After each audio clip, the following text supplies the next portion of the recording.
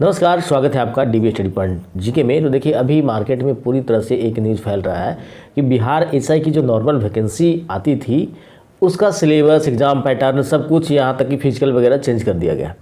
ये बहुत सारा लोग इसमें कंफ्यूज है, स्टूडेंट लोग काफ़ी परेशान हैं कि इसमें एक्चुअल में हुआ क्या है। तो आइए इसी के बारे में आज हम लोग डिटेल में जानेंगे कि ये सच्चाई क्या है। ये जो नया नोटिस निकल कर आया है, ये क्या नोटिस है, क्या यही एसआई एग्ज़ाम होता था उसी के रिगार्डिंग है या फिर अलग है।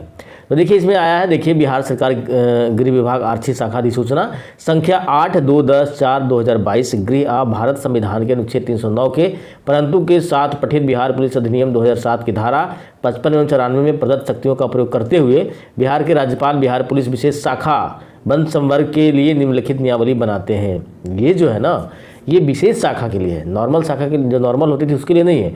अब विशेष शाखा में क्या है, शाखा जैसे देखते होंगे आप, कोई चीज़ जब कहीं पर कोई चीज़ जैसे कि क्वेश्चन आउट हो गया या कोई कहीं पर कोई क्राइम ज़्यादा हो गया तो एसआईटी वगैरह का गठन किया जाता है जो राज्य सरकार करती है।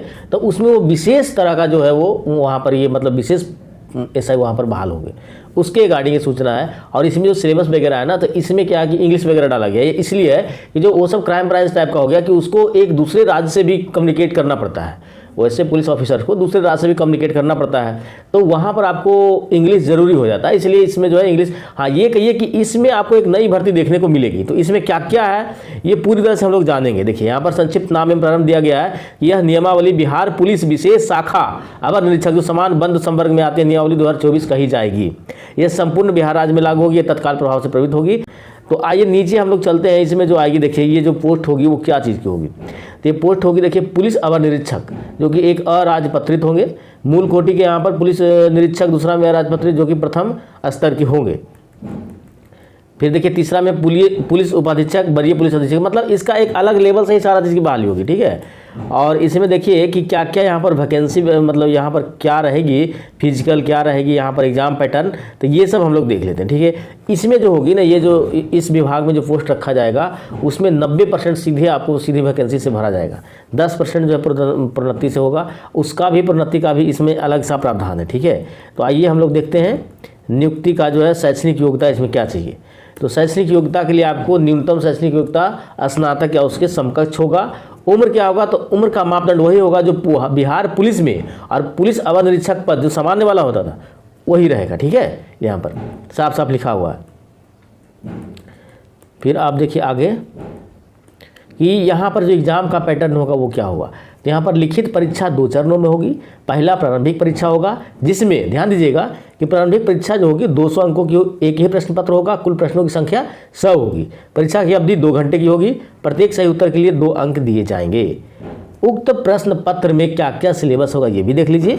अंग्रेजी होगा, सामान्य ज्ञान होगा, हिंदी भाषा ज्ञान होगा, तर्क शक्ति एवं समसामयिक मुद्दों से संबंधित प्रश्न पूछे जाएंगे, जिसमें आपको 30% से कम अंक नहीं लाना। यदि से कम आते हैं तो फिर कहानी आपका खत्म है। प्रारंभिक परीक्षा में प्राप्त अंकों के आधार पर रिक्तियों के अधिकतम 10 गुना सफल अभ्यर्थियों को मेंस के लिए बुलाया जाएगा। अब मुख्य परीक्षा जो मेंस होगा उसमें क्या है, देखिए मुख्य परीक्षा जो होगा प्रथम चरण और 2 चरण में होगा। ये भी प्रथम चरण में आयोजित प्रारंभिक परीक्षा में सफल अभ्यर्थी को मुख्य परीक्षा में सम्मिलित होने का अवसर प्रदान किया जाएगा। मुख्य परीक्षा में 2 प्रश्न पत्र होंगे। प्रथम प्रश्न पत्र वस्तुनिष्ठ एवं बहुविकल्पीय होगा, जिसमें आपको 3 घंटे 180 मिनट का समय दिया जाएगा और यहाँ पर 200 प्रश्न पूछे जाएंगे। प्रत्येक सही उत्तर के लिए 1 अंक दिए जाएंगे और प्रत्येक गलत उत्तर के लिए 0.25 अंक काट लिए जाएंगे। द्वितीय जो प्रश्न पत्र होगा वो 60 मिनट का यानी कि 1 घंटा का होगा और ये जो होगा कितने, तो 50 अंकों का होगा। इसमें देखिए क्या है, यही समझना, यही सब कंफ्यूजन हो रहा है। ये नॉर्मल वैकेंसी नहीं, ये विशेष शाखा, तो ज़्यादा इसमें नहीं दी, नई वैकेंसी आने वाली, ठीक है। तो परीक्षा का विषय एवं प्रकार नीचे दिए तालिका यहाँ पर दिया गया है, उसमें के अनुसार आपको मैं बताता हूँ। वो क्या है कि प्रथम प्रश्न पत्र की उत्तर पुस्तिका 2 प्रतियों में होगी, जिसकी एक प्रति आयोग के पास रहेगी और दूसरा प्रति आपको दे दिया जाएगा, यानी कि अभ्यर्थियों को दी जाएगी। दोनों पत्रों में कम से कम 30% अंक लाना आवश्यक है। ये बात को समझिए। चयन कोटिवार मेधानुसार होगा, जो भी होगा लिखित परीक्षा के आधार पर रिक्तियों से 3 गुना अभ्यर्थियों को चयन कोटिवार मेधा सूची के अनुसार शारीरिक दक्षता परीक्षा के लिए किया जाएगा। शारीरिक दक्षता परीक्षा यहाँ पर होगा। अब क्या है विशेष, नीचे पढ़ते हैं। देखिए पहला जो होगा, जो आपका यहाँ पर मेंस की बात कर रहा हूँ, जो पहला होगा वो वस्तुनिष्ठ एवं बहुविकल्पीय होगा, जिसमें क्या क्या सिलेबस है ये जान लीजिए। सबसे पहले देखिए कि कितने यहाँ पर प्रश्न पत्र 200 अंकों के होंगे, 3 घंटे का समय मिलेगा, 200 अंक रहेगा। समान अध्ययन एवं समसामयिक घटना मतलब जनरल स्टडीज और करंट अफेयर 50 नंबर का रहेगा। Mathematics and quantitative aptitude 40 number का रहेगा। रीजनिंग एंड एनालिटिकल एबिलिटी ये 40 नंबर का रहेगा। इंग्लिश लैंग्वेज 20 नंबर का रहेगा, हिंदी लैंग्वेज 20 नंबर का रहेगा। बिहार के सामान्य ज्ञान, देखिए यहाँ पर बिहार स्पेशल भी पढ़ना है, वो भी आपको 30 यानी कि 30 नंबर से रहेगा। प्रत्येक गलत उत्तर के लिए 0.5 निगेटिव यहाँ पर रखा गया है। दूसरा जो पत्र होगा, जो लिखित परीक्षा है, उसमें क्या है, द्वितीय पत्र 50 अंक का है, 1 घंटा का समय है, 50 अंक आपको मिलने वाला है 1 घंटा के लिए। निबंध, हिंदी निबंध 15 अंक का है, अंग्रेजी निबंध 15 अंक का है, अंग्रेजी संक्षेपण ये जो है 10 अंक का है, और हिंदी से अंग्रेजी अनुवाद यानी कि ट्रांसलेशन वगैरह या फिर पैराग्राफ वगैरह रहेगा तो 10 अंक। तो ये बहुत मतलब हार्ड नहीं है, यहाँ पे बहुत घबराने की जरूरत नहीं है। जो नया वैकेंसी आएगा उसमें आप आसानी से इसे भर सकते हैं, कोई दिक्कत नहीं है। शारीरिक मापदंड देखिए क्या है कि सभी अभ्यर्थियों के लिए बिहार पुलिस संगठन के पुलिस अवर निरीक्षक के लिए निर्धारित मापदंड के अनुरूप ऊंचाई, सीना एवं वजन से संबंधित मापदंड की जाँच की जाएगी।